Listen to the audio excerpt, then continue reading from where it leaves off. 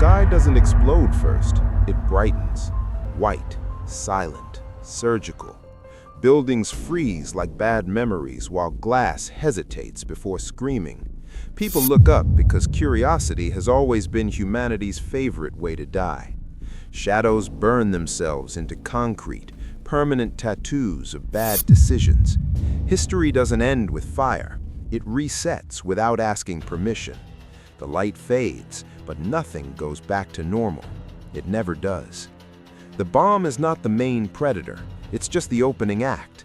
The real massacre wears familiar faces and terrible instincts.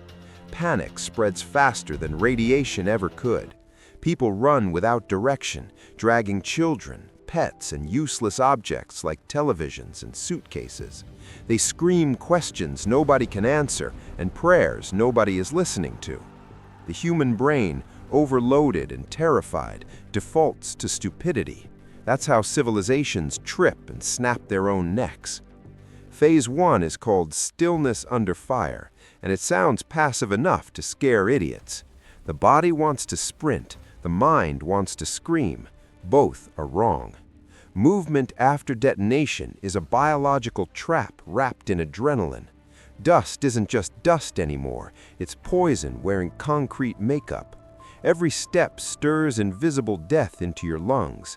Survival begins by doing the one thing movies never show: stopping. Phase 2 tightens the noose because silence doesn't mean safety. Radiation has no sound, no smell, no mercy. Your skin can feel fine while your cells are already negotiating surrender. People check mirrors for burns and miss the invisible damage stacking quietly inside them. The mistake is trusting pain as a warning system. In nuclear scenarios, pain arrives late, like an apology from a murderer. Here's the science nobody likes because it's boring and brutal. Ionizing radiation shreds DNA the way shrapnel shreds muscle, except you can't bleed it out. Cells replicate broken instructions, organs fail in slow motion, and the immune system panics itself into collapse. Distance, shielding, and time are the only currencies that matter now. Money, strength, courage, none of that negotiates with physics. As minutes crawl forward, the environment turns hostile without changing its face. The air looks breathable, the streets look familiar, but everything is lying to you. People emerge too early, driven by denial and false confidence. They think surviving the flash means surviving the event. That assumption alone multiplies the body count. The cruel truth settles in fast and heavy. Survival is not about bravery, speed, or heroism. It's about restraint, discipline, and understanding that your instincts are outdated software. Those who slow down live longer. Those who rush become examples. In a nuclear collapse, impatience isn't a flaw. It's a death sentence waiting to be signed. The world after the flash feels calm in the same way a graveyard feels calm. Smoke drifts lazily, alarms die mid-scream, and the absence of sound tricks people into thinking the danger passed. This is where optimism kills efficiently. The environment looks wounded but familiar, and familiarity breeds fatal confidence. Survivors step outside too early, inhaling invisible consequences with every relieved breath. Calm is not peace, it's just the pause before biology starts collecting debts. Phase 3 is called the invisible clock, because from this point forward, everything is timed and nothing is announced. Radiation doesn't rush, it waits. It settles on surfaces, clings to clothes, hides in hair, and follows you like a patient parasite. People wipe ash from their faces without realizing they're grinding contamination straight into their skin. Every casual touch becomes a transfer of damage. Cleanliness stops being cosmetic and starts being survival math. Hunger enters the story faster than expected, dragging stupidity with it. Refrigerators are raided. Canned food is opened with bare hands. Water is gulped without a second thought. Fallout doesn't care about appetite. Contaminated food turns nourishment into a delivery system for long-term organ failure. The body accepts it gladly because starvation feels immediate, while radiation feels abstract. Humans have always been terrible at respecting threats they can't taste. The science here is cruel but simple. Radioactive particles mimic harmless materials, slipping into the body through lungs and digestion. Once inside, they irradiate tissues from point-blank range. This isn't an explosion problem anymore. It's an internal siege. The damage compounds silently, hour after hour, while people congratulate themselves for finding supplies. Survivability drops sharply, not from one big error, but from 1,000 small compromises made in the name of feeling human again. Radiation doesn't punish immediately, it invoices later. The realization hits quietly and too late for many. This phase isn't about escaping the blast zone anymore, it's about managing decay. The strongest bodies fall to microscopic enemies. The loudest voices fade first. Those who last are the ones who treat every action like it has consequences, because now it does. In a nuclear aftermath, discipline isn't control, it's mercy toward your future self. Time stops behaving normally after the first day. Hours stretch, nights compress, and the human mind starts cracking under the weight of waiting. With no updates, no authorities, and no clear enemy to fight, anxiety turns inward. People replay decisions obsessively, wondering which breath, which step, which touch sealed their fate. The silence becomes heavier than the blast ever was. This is where psychological collapse begins doing physical damage. Phase 4 is called cognitive erosion, and it doesn't announce itself. Sleep fractures into short, useless intervals. Memory stutters.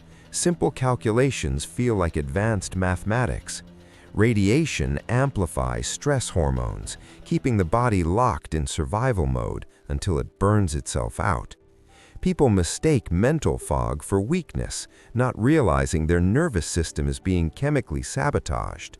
A confused survivor is a dangerous one, especially to themselves. The group dynamic finally implodes here. Leadership turns into dominance. Cooperation turns into suspicion. Every cough sounds like a death sentence. Every mistake looks intentional. People isolate not to avoid contamination, but to avoid responsibility. Loneliness stops being a fear and becomes a strategy. The social brain, evolved for tribes, now works against survival by craving reassurance that no longer exists. Biology keeps score even when morale pretends otherwise. White blood cell counts drop, wounds heal slower, infections appear without warning. Minor injuries become life-threatening because the immune system is busy fighting radiation-induced chaos. The body is still standing, but it's leaking resilience. Strength becomes misleading. You can feel capable right up until the moment you collapse for reasons you don't understand. Here's the part nobody prepares for. The absence of symptoms doesn't mean safety. Radiation sickness is not a straight line, it's a delayed ambush. Nausea fades, appetite returns, and people declare victory too early. This false recovery phase convinces survivors to lower their guard. They travel, they explore, they push their limits. That confidence spike quietly signs a contract with delayed organ failure. Resources now decide who lasts and who doesn't, but not in the obvious way. It's not about who has the most supplies, it's about who wastes the least. Energy conservation becomes as important as food.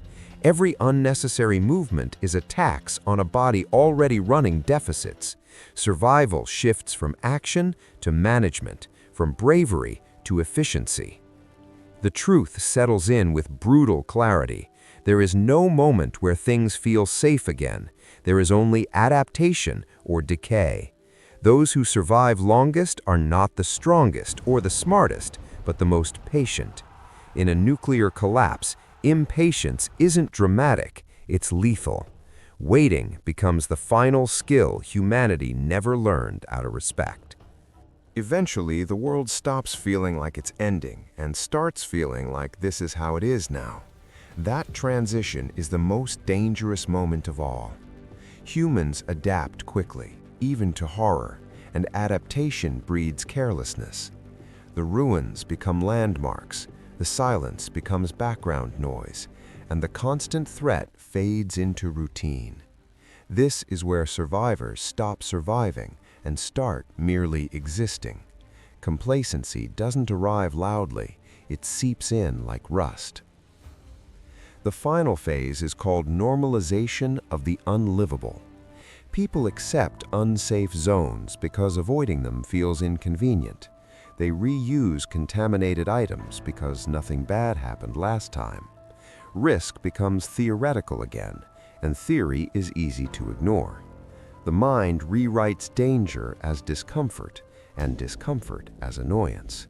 That mental downgrade quietly reopens the door to exposure.